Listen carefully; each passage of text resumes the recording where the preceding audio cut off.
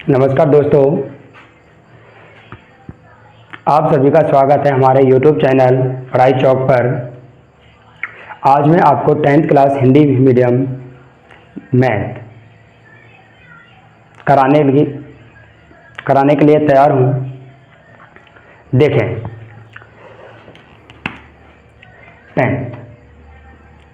10th की first प्रश्नावली है वो है वास्तविक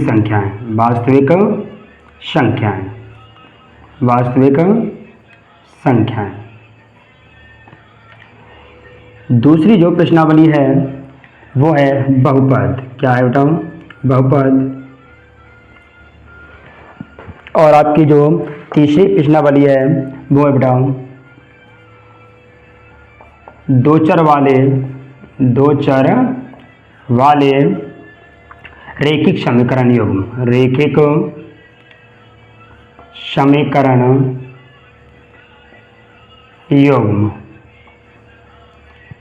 और चौथी प्रश्नावली है आपकी फोर्थ द्विघात समीकरण।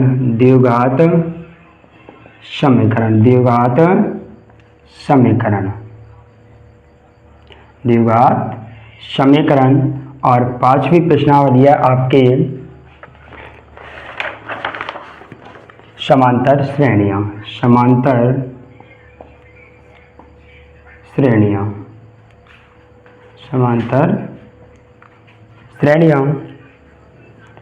और आगे है त्रिभुज। सातवीं प्रश्नावली है आपकी निर्देशांक ज्यामिति।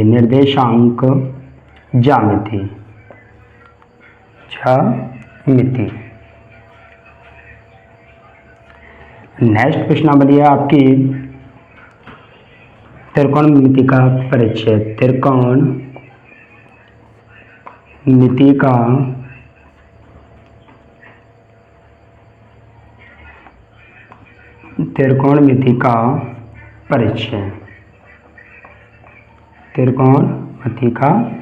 परिचय। नेक्स्ट प्रश्नावली है आपके त्रिकोणमिति के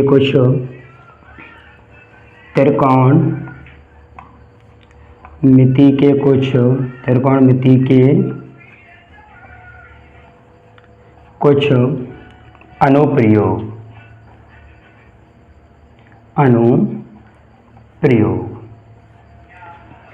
नेक्स्ट प्रश्नावली है आपके बेटा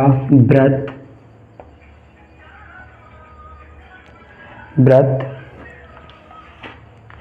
नेक्स्ट प्रश्नावली है आपकी बेटा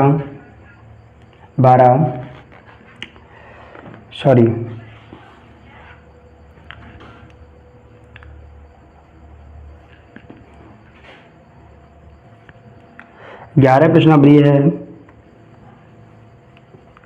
व्रतों से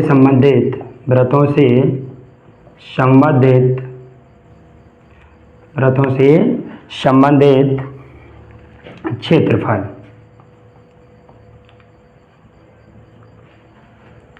नेक्स्ट प्रश्नावली है आपकी पृष्ठीय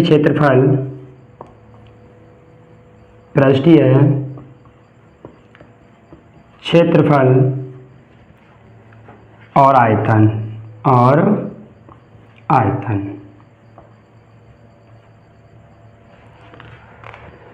नेक्स्ट प्रश्नावली है आपकी बेटा सांख्यिकीय।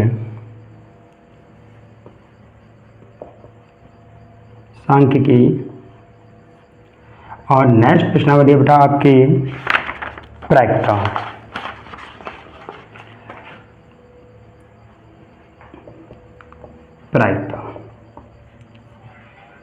ये सभी आपके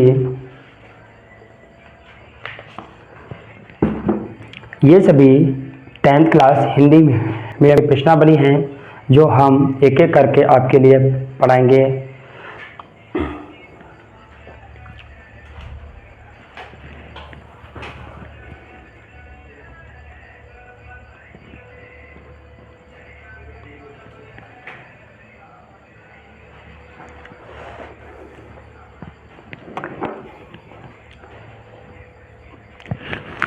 हम चलते हैं फर्स्ट प्रश्नावली की तरफ।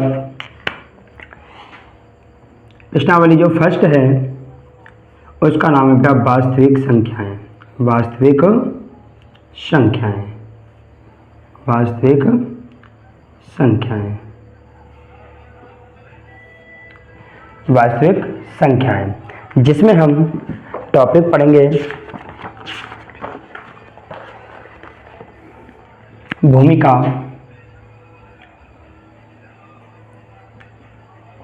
भूमिका, दूसरी है बेटा अंकगणित की, अंक गणित की आधारभूत, आधारभूत प्रमेय। नेक्स्ट है बेटा अपरिमेय संख्याओं, अपरिमेय संख्याओं का, संख्याओं का पुनर्भ्रमण, पुनर्भ्रमण।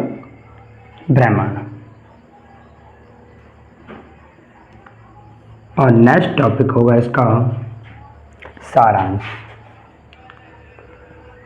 सारांश।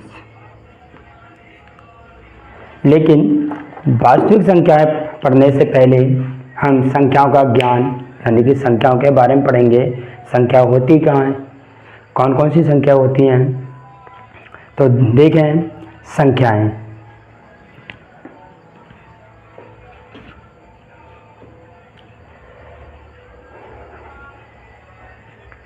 संख्याएं,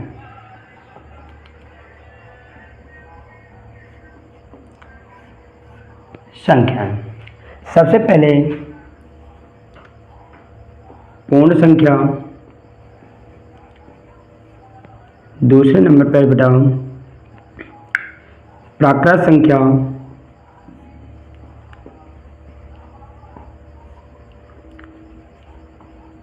पूर्णांक संख्या,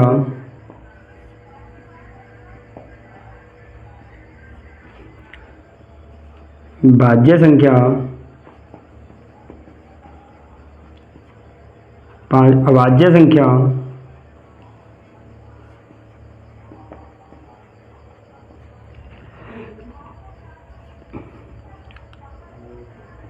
काल्पनिक संख्या,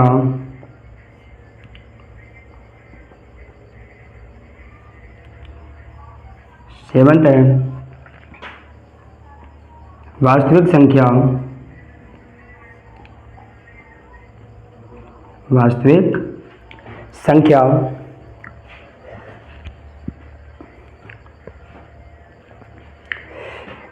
अब हम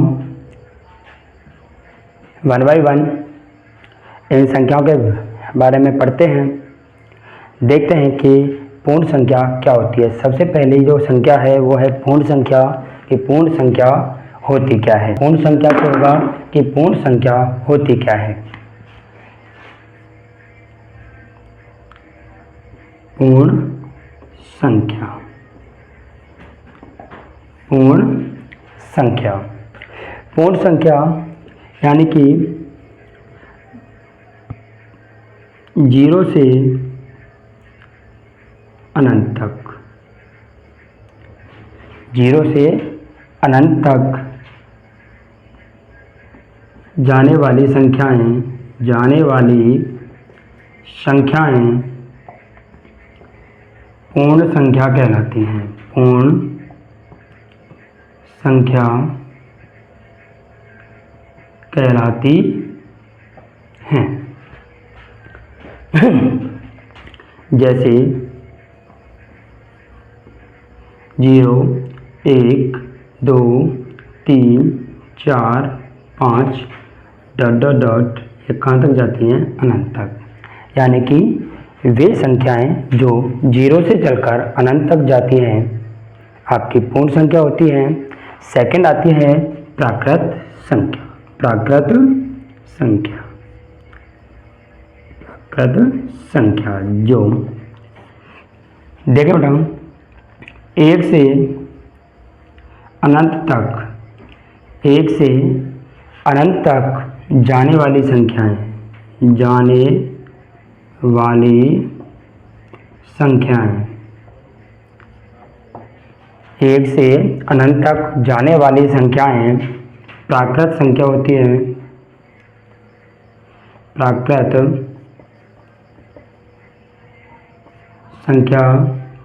संख्या होती हैं। प्राकृत संख्या होती है। जैसे 1 2 3 4 5 ... अनंत। यहाँ पे पूर्ण और प्राकृत संख्या में संबंध भी देखते हैं। पूर्ण और प्राकृत संख्या में संबंध। पूर्ण और प्राकृत संख्याओं में संबंध।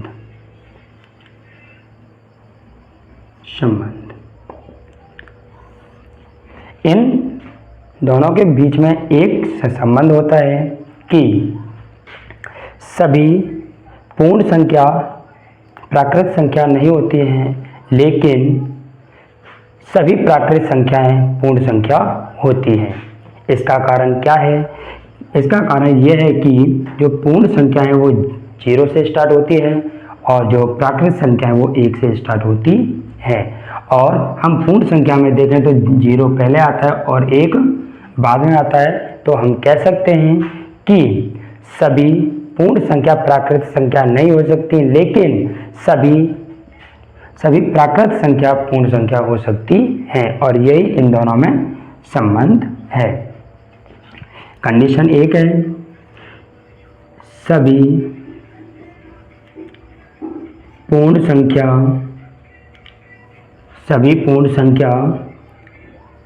प्राकृत संख्या नहीं होती हैं,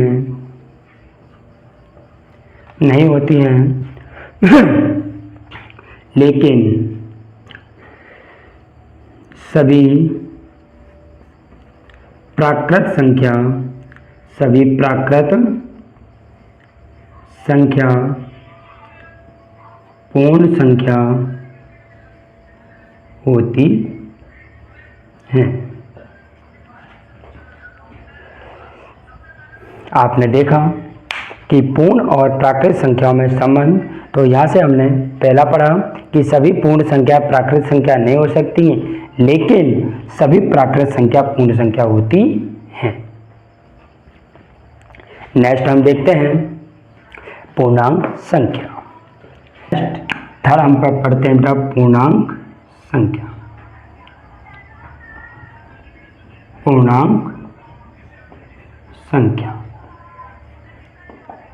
पूर्णांक संख्या होती है बेटा वे संख्याएं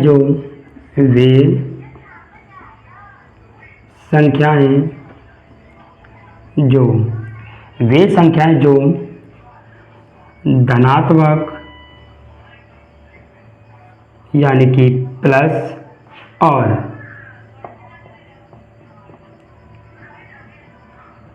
ऋणात्मक माइनस, वे संख्या जो धनात्मक और ऋणात्मक दोनों तरफ जाती हैं, पूर्णांक संख्या कहलाती हैं। पूर्णांक संख्या कहलाती हैं। जैसे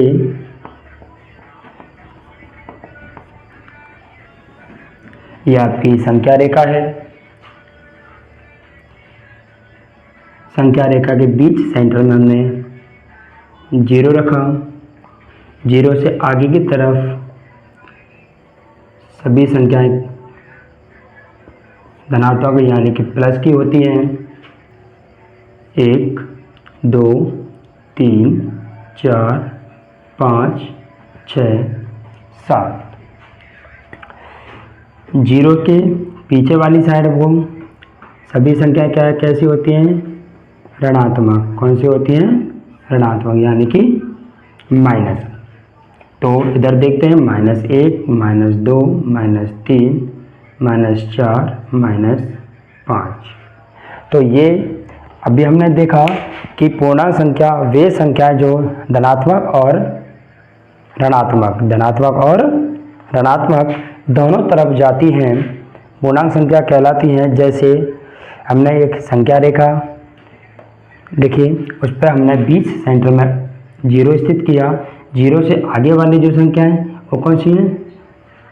धनात्मक संख्या है। और 0 से पीछे वाली जो संख्या है वो किसकी हैं? ऋणात्मक, यानी कि माइनस वाली संख्याएं। अगला टॉपिक है अपना भाज्य संख्या। भाज्य संख्या हम देखें कि वे संख्याएं जिनमें एक और स्वयं के अलावा, वे संख्याएं जिनमें एक और स्वयं के अलावा और भी अन्य किसी संख्याओं का भाग जाता है तो वो भाज्य संख्या कहलाती है। नेक्स्ट टॉपिक है बेटा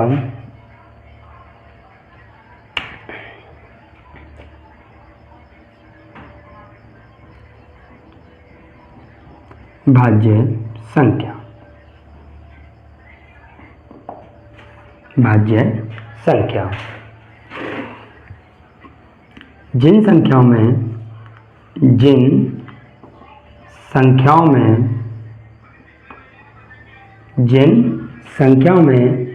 एक और स्वयं के अलावा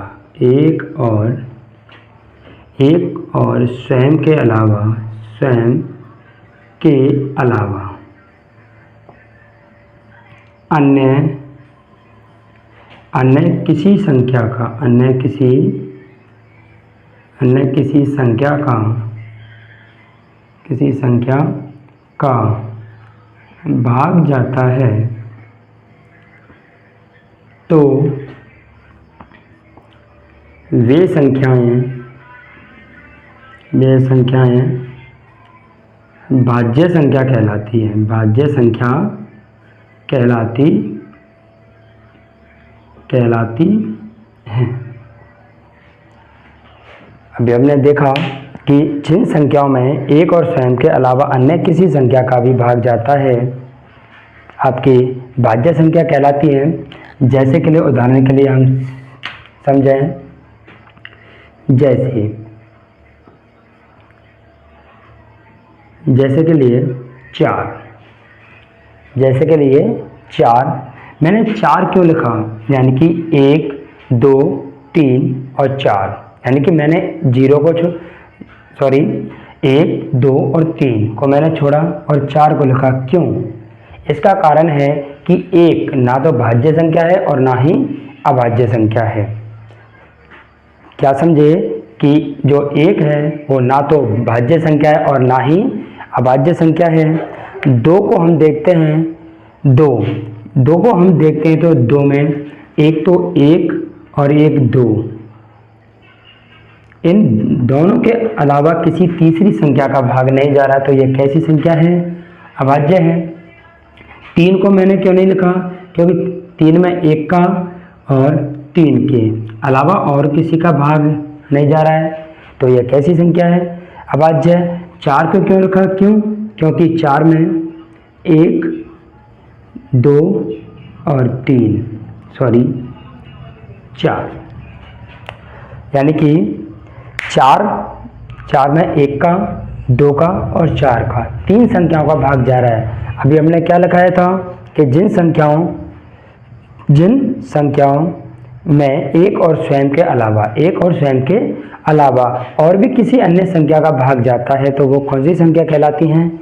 भाज्य संख्या कहलाती हैं। यहाँ पे एक और स्वयं के अलावा और किसी अन्य का भाग नहीं जा रहा है इन दोनों में, तो यह कैसी संख्या कहलाएगी? 1, 2 और स्वयं 4 का भी भाग जा रहा है। आगे देखें, 6, 8, 9, 12 आदि का अर्थ होता है कि यहाँ पे और भी संख्याएं हैं। आगे देखते हैं बेटा अभाज्य संख्या। आगे हमारा क्या चलेगा? अभाज्य संख्या। अभाज्य संख्या जिन संख्याओं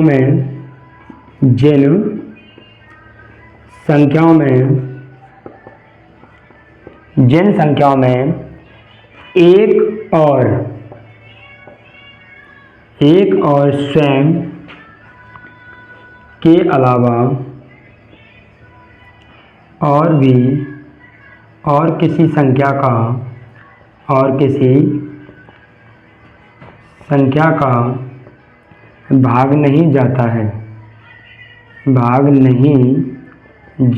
है, कॉमा अभाज्य संख्या कहलाती है। अभाज्य संख्या कहलाती हैं। अभी हमने देखा बेटा अभाज्य संख्या कि जिन संख्याओं में एक और स्वयं के अलावा और भी किसी संख्याओं का भाग नहीं जाता है, एक और स्वयं के अलावा और भी किसी संख्या का भाग नहीं जाता है, तो वो कौन सी संख्या कहलाती हैं? अभाज्य। जैसे यहाँ हम देखें तो 2, 3, 5, 7, 9 नहीं है, क्योंकि 9 तो क्या है? भाज्य संख्या। 11, 13 ... आदि। तो आज हमने क्या समझा कि संख्याओं के बारे में पढ़ा। किसके बारे में? संख्याओं के बारे में। और संख्याओं के बारे में सबसे जो पहला टॉपिक था हमने पढ़ा पूर्ण संख्या। फिर से मैं बताना चाहूँगा कि पूर्ण संख्या वे संख्याएं जो 0 से लेकर अनंत तक जाती हैं, आपकी पूर्ण संख्या होती हैं। और दूसरी हमने पढ़ा था प्राकृत संख्या, वे संख्याएं जो 0 से चलकर वे संख्याएं जो 1 से चलकर अनंत तक जाती हैं, वो कौन सी संख्या होती हैं? प्राकृत संख्या होती हैं।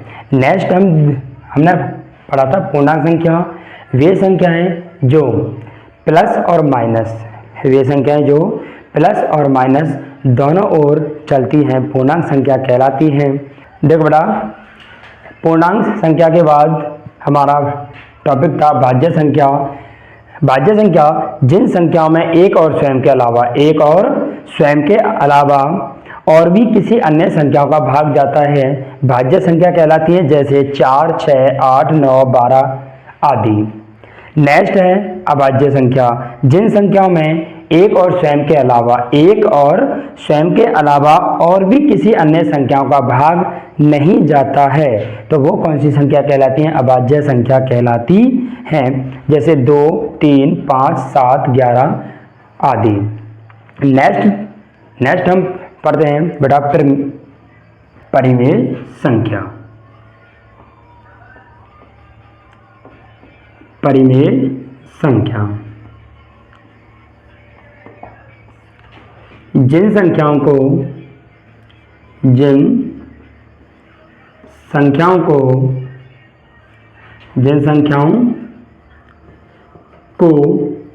P/Q के रूप में लिखा जाता है, P/Q के रूप में लिखा जाता है,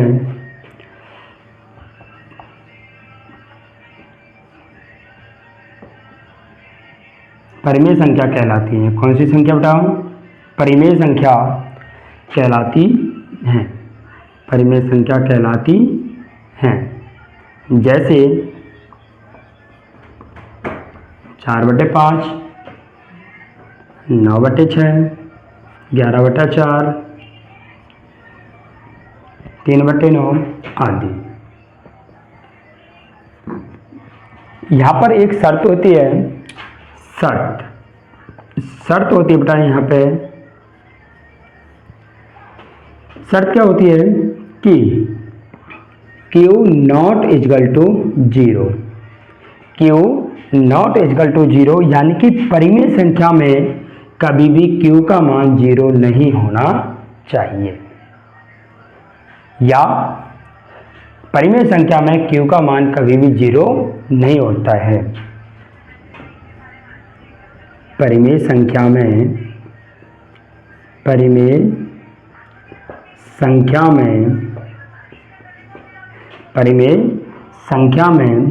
कभी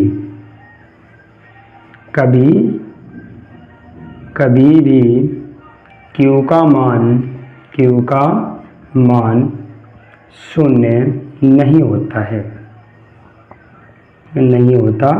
है। अभी हमने क्या देखा कि अभी हमने पढ़ी बेटा परिमेय संख्या। तो परिमेय संख्या जिन संख्याओं को हम p/q के रूप में नहीं लिख सकते वो हमारी क्या कहलाती हैं? परिमेय संख्या कहलाती हैं। जैसे 4/5, 9/6, 11/4 और 3/9 आदि। शर्त यहाँ पर एक शर्त होती है और शर्त क्या होती है? q not equal to 0। परिमेय संख्या में कभी भी q का मान शून्य नहीं होता है। नेक्स्ट हम पढ़ेंगे अपरिमेय संख्या। तो अपरिमेय संख्या क्या होती है कि वे संख्या हैं जिन्हें हम p/q के रूप में नहीं लिख सकते। वे संख्या हैं जिन्हें हम p/q के रूप में नहीं लिख सकते वो क्या होती हैं? अपरिमेय संख्या होती हैं। तो अपरिमेय संख्या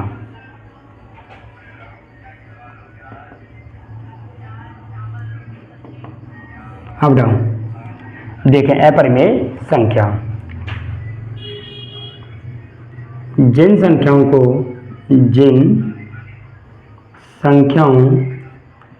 को p/q के रूप में नहीं लिखा जा सकता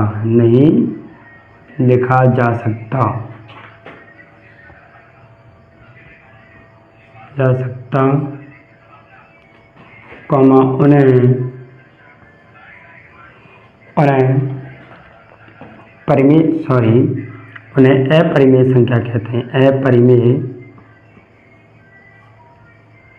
अपरिमेय संख्या कहते हैं। अपरिमेय संख्या कहते हैं। तो देखें बेटा, जैसे मैं √3, √5, √11 आदि ये अपनी क्या होती है?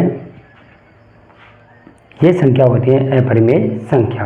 यानी कि अपरिमेय संख्या का अर्थ है कि वे संख्या जिन्हें हम p/q के रूप में नहीं लिख सकते वो आपकी कौन सी संख्या होती है? अपरिमेय संख्या। आज के लिए इतना ही, बाकी का करेंगे कल।